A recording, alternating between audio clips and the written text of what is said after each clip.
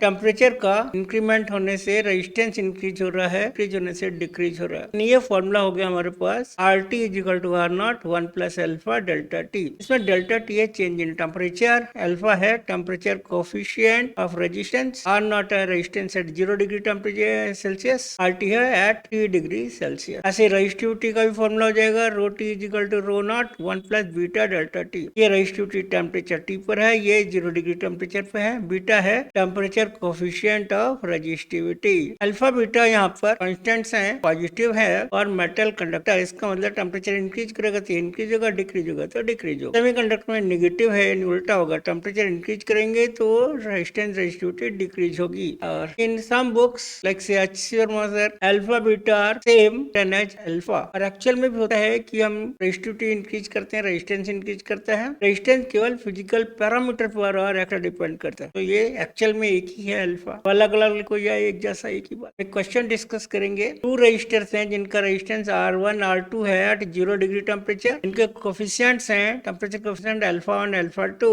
हमें इनका resultant temperature coefficient निकालना है, अगर वो सीरीज में या फिर पैरेलल में कनेक्ट करें। पहले हम इसे सीरीज में करते हैं। R1 R2 के सीरीज में हो गया, R1 प्लस R2 वाला फॉर्मूला लग जाएगा। 0 डिग्री पर है रेजिस्टेंस R1 R2 और कॉम्बिनेशन सीरीज का है से RS। टी टेम्परेचर पे ये final resistance RT equal to R1 1 plus alpha delta T वाला फॉर्मूला लगा दिया। ये R1 हो गया टी टेम्परेचर, ये R2 हो गया T2 टेम्परेचर। टी टेम्परेचर हो जाएगा सीरीज में RS 1 plus alpha S। Alpha S है सीरीज कॉम्बिनेशन का टेम्परेचर कोफिशिएंट। और मैं पुट कर दिया, RS की जगह R1 प्लस R2 हो जाएगा। ब्रैकेट खोलने के बाद R1 plus R2 alpha S delta T, या टी है डेल्टा टी टेम्परेचर चेंज। इस तरह से इसको ब्रैकेट खोल लिया, कॉमन लेके R1 प्लस R2 कैंसिल कर दिया, ये टी टेम्परेचर भी कैंसिल हो गया। तो ये हमारा पास अल्फा S टेम्परेचर कोफिशिएंट और सीरीज कॉम्बिनेशन मिल गया आंसर। हम पैरेलल में कनेक्ट करेंगे, R1 R2 का RP हो जाएगा 1 by RP equal to 1 by R1 plus 1 by R2 वाला फॉर्मूला लगा दिया। इसमें हमने